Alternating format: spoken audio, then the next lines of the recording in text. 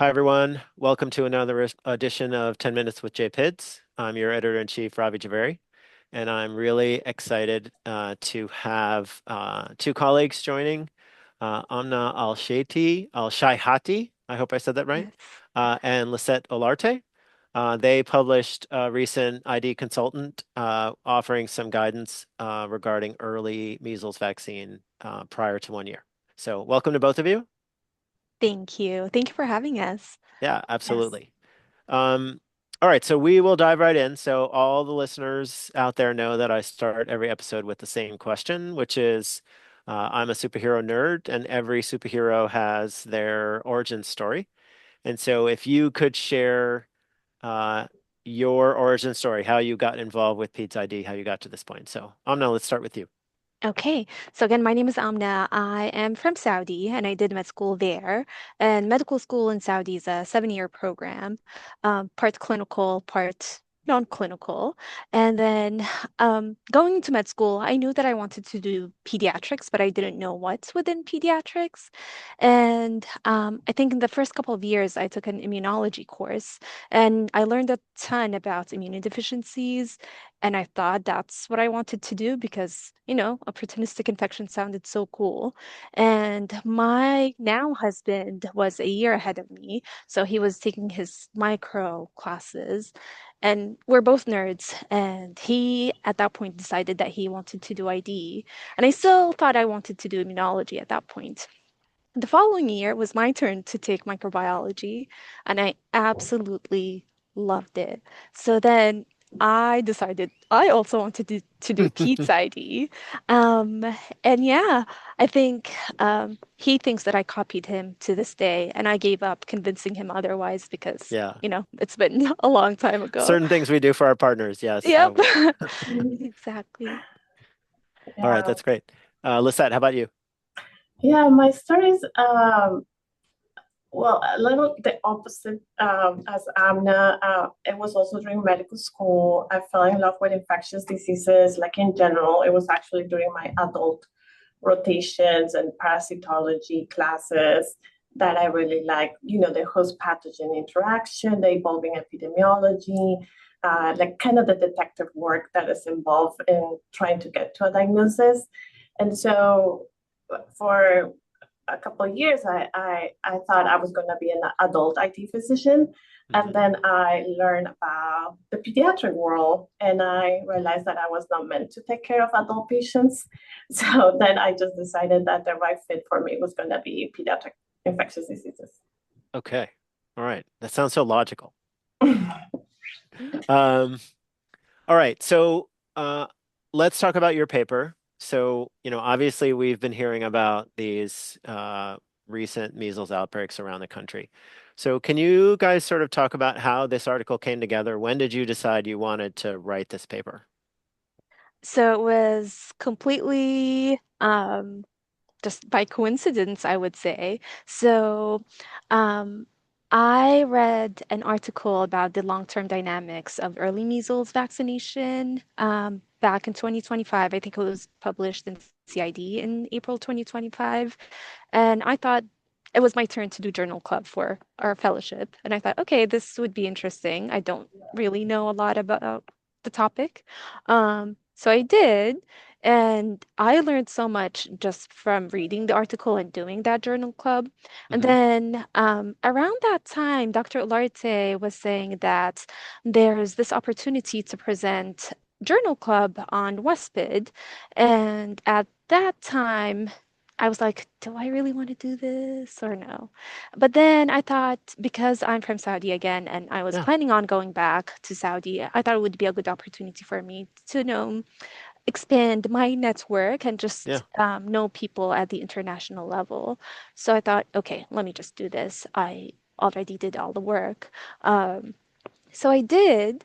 And again, I learned so much about going through the process as well.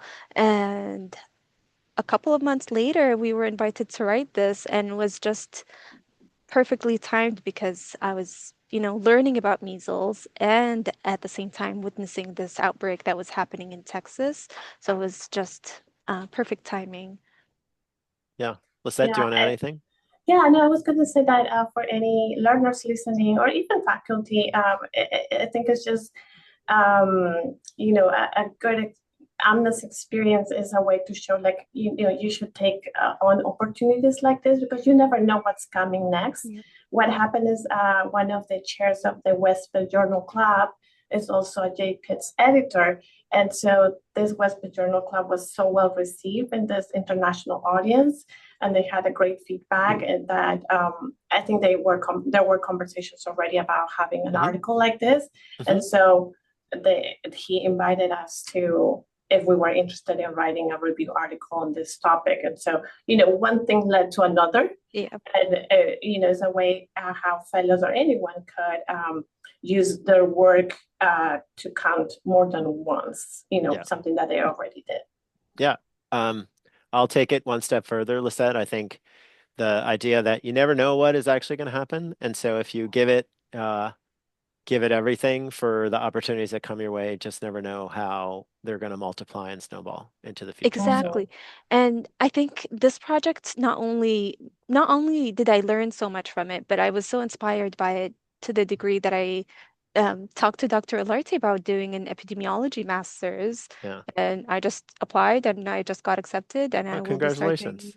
over the fall. So Yeah, again, one thing led to something else that was bigger, and yeah. that's awesome. All right. Well, we're looking forward to big things um, in the future. So um, let's talk maybe about the outbreaks and the impact on your community. What has it been like for you guys uh, with measles and the outbreaks?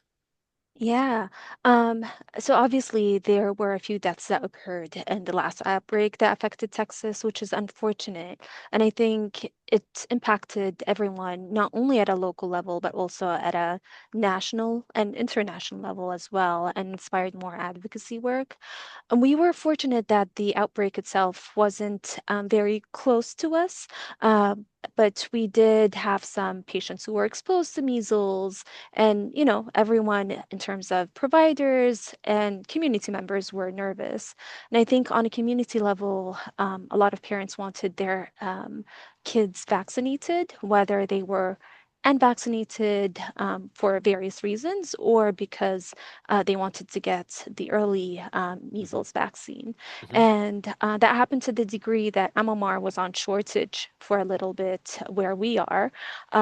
But I would say that the silver lining is that a lot of people opened their eyes and just showcased that people who were vaccine hesitant are capable of changing their minds, and we should always, have open conversations with them, Yeah, especially when there is an outbreak yeah, ongoing. yeah. Lisette, do you have anything you want to add there?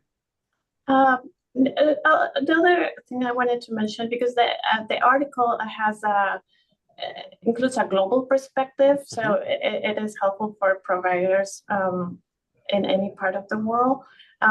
There's been a resurgence of measles after the pandemic. Really, the pandemic had a huge impact. There was about like I think they estimated like 20 million children that did not receive the first dose of measles vaccine Yeah. in 2020 because all the resources were had to go to COVID and many other reasons was Hmm. multifactorial. So and according to the World Health Organization, in 2024, no region in the world had returned to vaccine coverage levels pre-pandemic Yeah.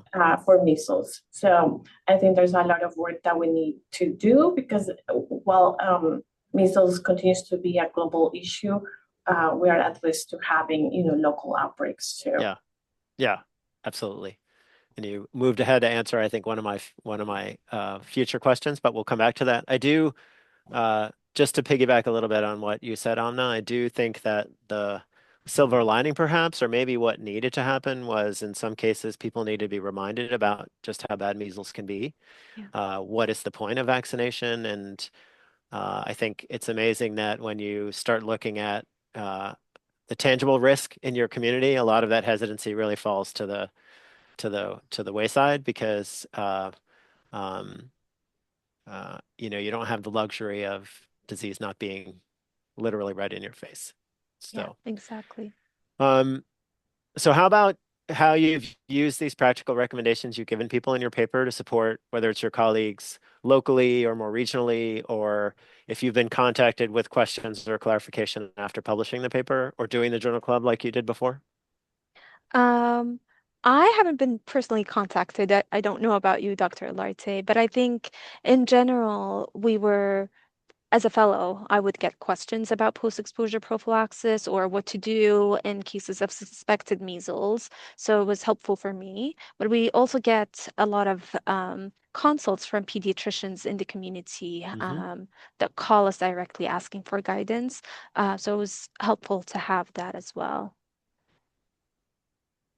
Yeah, I think one of the purposes of the review article was also to clarify the effectiveness, not only the indications, but also the effectiveness of the early um, measles vaccine dose, which is, it may feel like all over the place when you Hmm. look at the literature.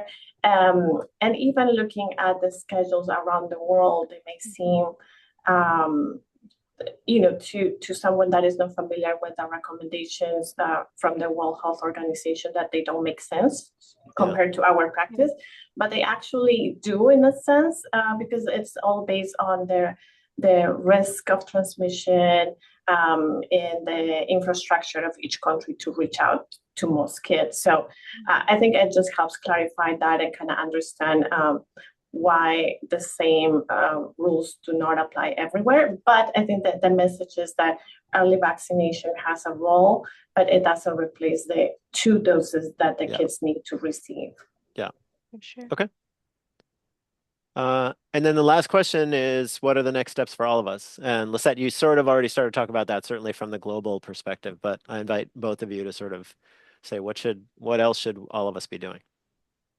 I think advocacy for children all over, for sure, whether at a local level, national, or international level.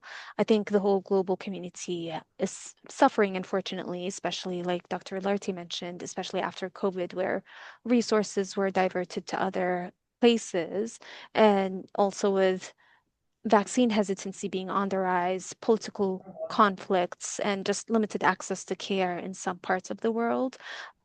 So I think we, as a global community, need to work on advocating for our children for sure. Okay. I, Lisette. I think it's just reinforcing how important it is to complete that two-dose series. One dose is great in terms of effectiveness, but just looking at the studies in terms of like long-term effectiveness, the second dose is also very important Yeah. in different populations, especially if kids receive or infants receive the dose a dose Early. early on.